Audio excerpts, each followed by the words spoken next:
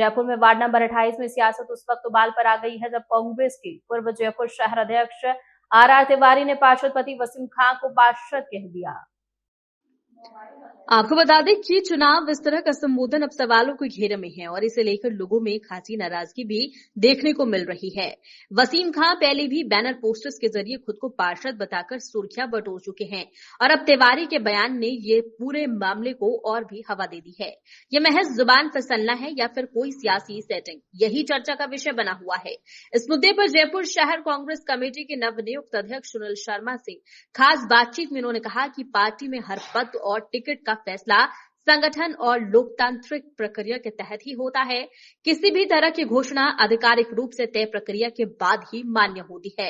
अब जनता की नजर इस बात पर है कि क्या ये मामला सिर्फ बयान तक सीमित रहेगा या फिर इसके पीछे की सियासत भी सामने आ जाए। जो वार्ड 28 की पार्षद है सना खान और उनके पति वो अपने आप को ये कहते हैं कि मैं पार्षद हूँ और उन्होंने तिवारी साहब ने भी इनको पार्षद संबोधित करा। वो किस विषय पे करा, कैसे करा, ये बताइए।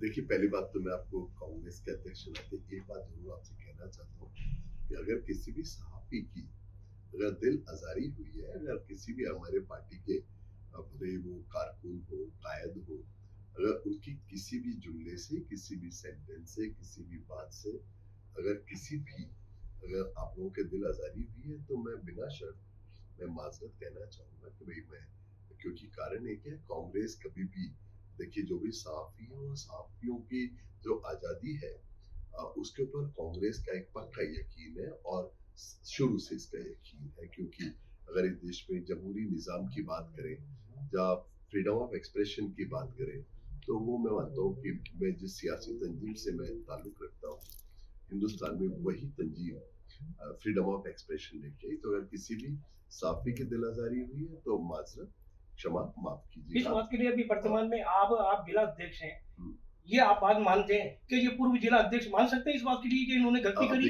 देखिए ये तो वही कह सकते हैं, वो उनका वो भी एक अपने पूर्व कांग्रेस कमेटी के जिला अध्यक्ष रह चुके हैं। मेरी बात सुनिए, वो एक बहुत ही तजुर्बे वाले इंसान है और उनका अपने तजुर्बेदार है तो उसकी भावना में कैसे रहेगा? मेरे भाई, मैं क्योंकि ये तो वही बता सकते हैं, उसके उन्होंने क्या कहा मुझे पता भी नहीं है, तो ये तो आप उन्हीं से पूछिएगा। देखिए उसके बारे में वही पूछ सकते हैं, वही बता सकते हैं।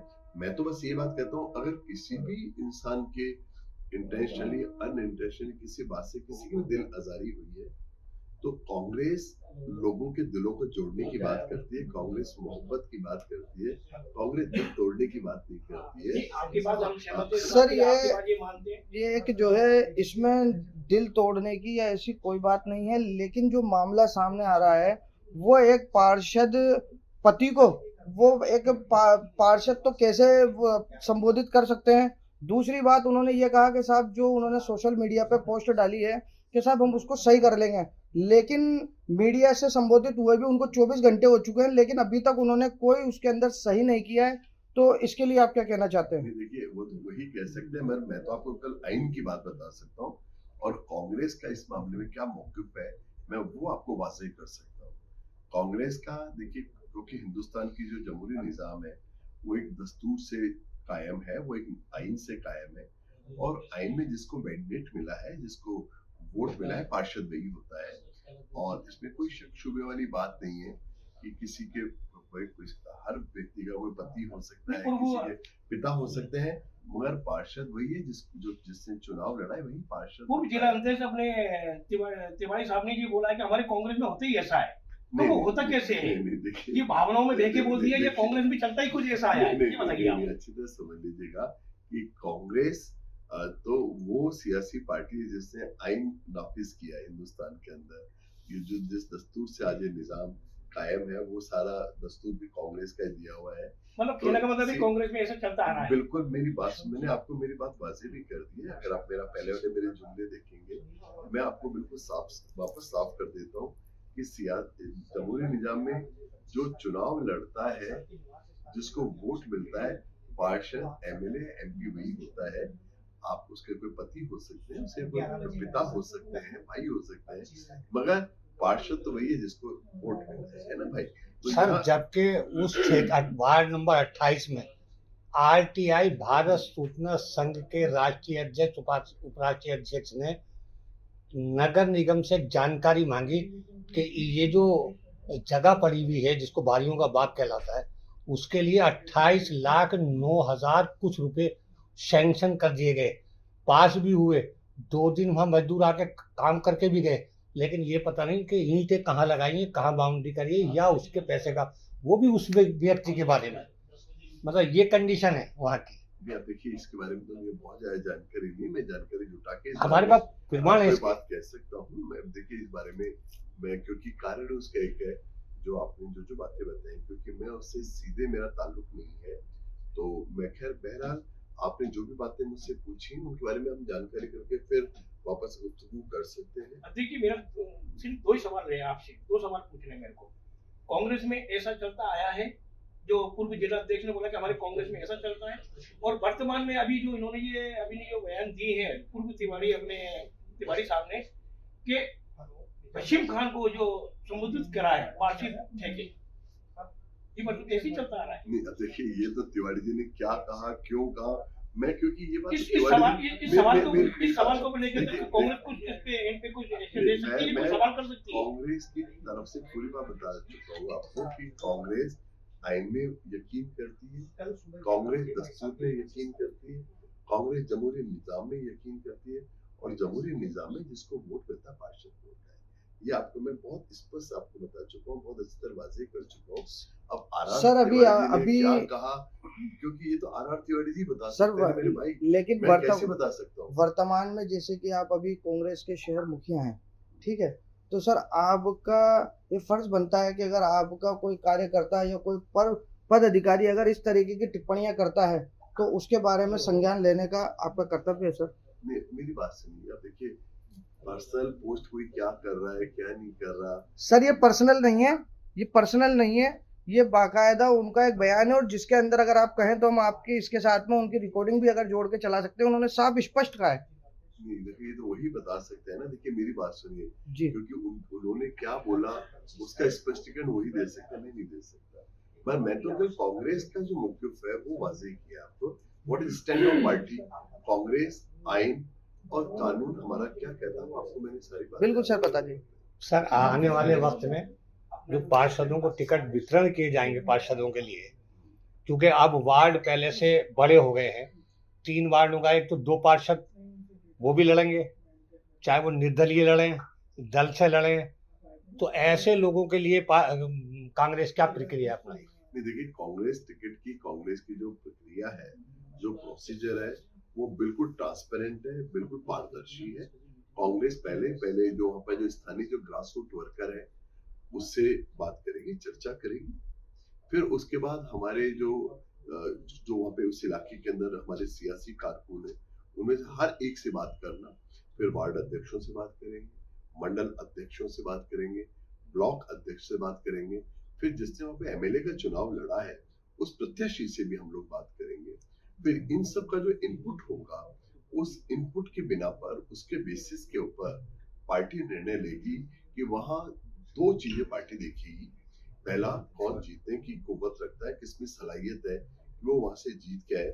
और दूसरी बात, उस फलसफे पर जो कांग्रेस का जो फलसफा है, कांग्रेस का जो फिक्र है, कांग्रेस का जो एक कौमी नजरिया है, कांग्रेस का जो सेक्युलरिज्म है, गांधी और नेहरू के उस विचार के लिए किस इंसान की प्रतिबद्धता है। तो दोनों बातें हैं, कांग्रेस के विचार के लिए प्रतिबद्धता और जीतने की कुव्वत या सलाहियत। ये दोनों चीजें जिस भी इंसान में होगी, पार्टी टिकट उसको देगी और पार्टी बहुत सारा एक वाइड फीडबैक लेगी, जिसके लिए मैंने बताया कि जितने भी स्टेक होल्डर्स हैं उसमें से एक स्टेक होल्डर पार्टी का वहां का प्रत्याशी भी है, उनसे भी बात करेंगे। तो सर जैसा कि अभी आपने बोला कि साहब आप सारा फीडबैक लेंगे, और जो भी वहाँ का वार्ड अध्यक्ष है, ब्लॉक अध्यक्ष है, और जो वहाँ के विधायक प्रत्याशी थे उनका भी, तो विधायक प्रत्याशी तो आर तिवारी जी थे, और वो तो पहले ही उनको क्लीन चिट दे चुके। 1 साल पहले भी उन्होंने उनके बैनर लगवा दिए थे। मेरे भाई मेरी बात सुनो, और अगर मैं आपसे निवेदन करूंगा, बात सुन लीजिएगा कि अकेले विधायक प्रत्याशी का ही फीडबैक नहीं होगा ना। आपको मैं क्या कह रहा हूँ, पार्टी मल्टीपल स्टेक होल्डर से बात करेगी, क्योंकि हमने बात सुनिए जी, पार्टी का इसमें नजरिया बहुत साफ है, बहुत वाज़ेह है कि पार्टी उसके अंदर, क्योंकि टिकट का फैसला पार्टी हाईकमांड को करना होता है और पार्टी हाईकमांड बहुत सारे जो स्टेक होल्डर्स हैं, सारे स्टेक होल्डर से बात करके फैसला करेगी। कांग्रेस एक कंसेंसस से बात करेगी, कोशिश करेगी सर्वसम्मति बने। हर जो वर्कर है, जो जितने भी हमारे कारकुन हैं, उन सब का जो एक कंसेंसस बनेगा, उन सब की जो सर्वसम्मति बनेगी, वो एक पैरामाउंट होगी। और मैंने आपको बता भी दिया कि दो कुव्वत होनी चाहिए, एक जीतने की सलाहियत उसमें हो और दूसरी कांग्रेस का जो फिक्र और फलसफा है उसके ऊपर उसका दिली यकीन हो।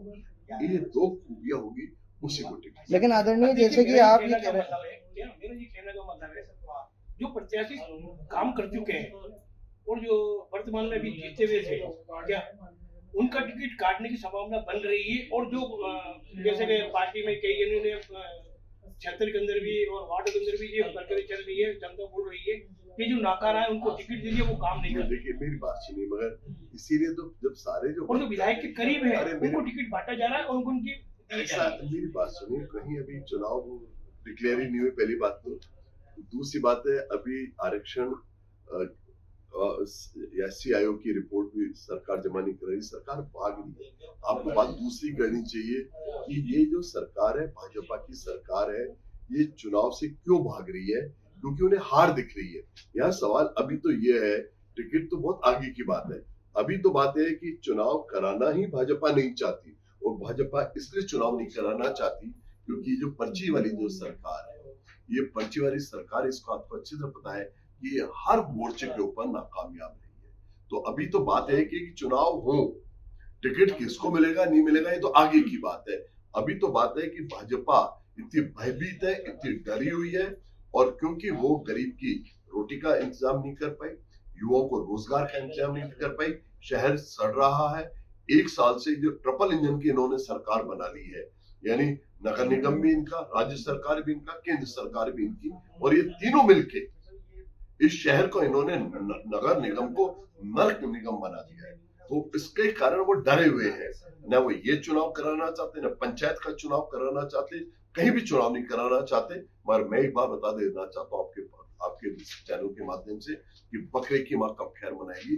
जनता प्रतिबद्ध होकर बैठी, जनता तय करके बैठी है, जैसे मौका मिलेगा भाजपा का बिस्तर गोल होने जा रहा है और भाजपा इसी से बात से भयभीत है। आपका प्रश्न में से ये होना चाहिए कि सरकार चुनाव क्यों नहीं करा रही है। तो सर मेरा, हमें इस बात का एहतजाज करना चाहिए, इस बात के ऊपर हमें बात करनी चाहिए कि भाई ये तो अभी चुनाव ही नहीं हो रहे। देखिए अभी तो ये भी नहीं पता कि कौन सी सीट एससी के लिए होगी, कौन सी ओबीसी के लिए होगी, कौन सी महिला होगी, कौन सी पुरुष होगी।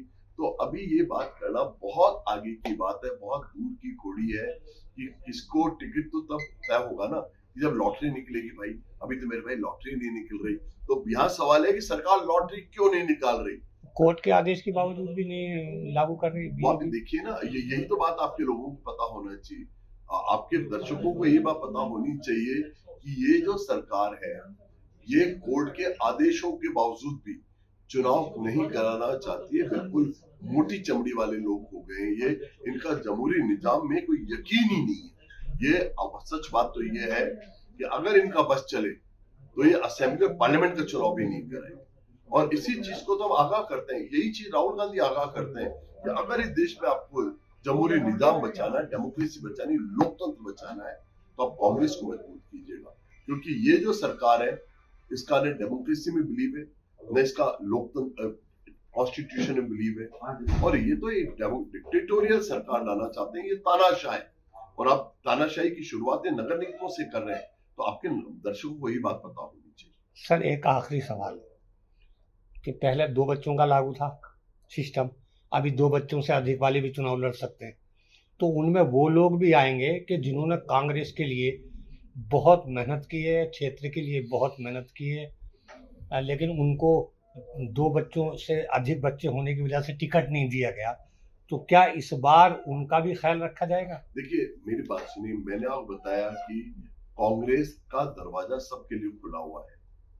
2 बातें हैं कि उस इलाके के जो हमारे कांग्रेस के सियासी कारकुन हैं, उनका क्या मानना है उस आदमी के बारे में, आवाम क्या मानती है। मल्टीपल हम सर्वेस करवा रहे हैं, पार्टी हर जगह सर्वे करवा रही है, उन सर्वेस के क्या है, आवाम क्या मानता है, हमारा सियासी कारकुन क्या मानता है, वहाँ पे जो कायद हैं, उन कायद का जो भी, अब कायद भी हमारे हर स्तर के हैं, वार्डों के जो अध्यक्ष है वो क्या मानते हैं, ब्लॉकों के अध्यक्ष क्या मानते हैं, उनकी वर्किंग कमेटी क्या मानती है। यानी मेरे कहने का मतलब ये है कि जब भी टिकट डिस्ट्रीब्यूशन होगा, सब लोगों से बात की जाएगी और कोशिश ये की जाएगी कि जो बेस्ट लोग हैं वो चुनाव लें। तो सर, जैसा कि हमने हमारे चैनल के माध्यम से वहाँ जो वार्ड के जो कुछ स्थानीय लोग हुआ करते हैं उनसे हमने जब मालूमात करी तो उनका कहना तो ये है कि जो ज्यादा बैनर लगाएगा उसको टिकट मिलेगा।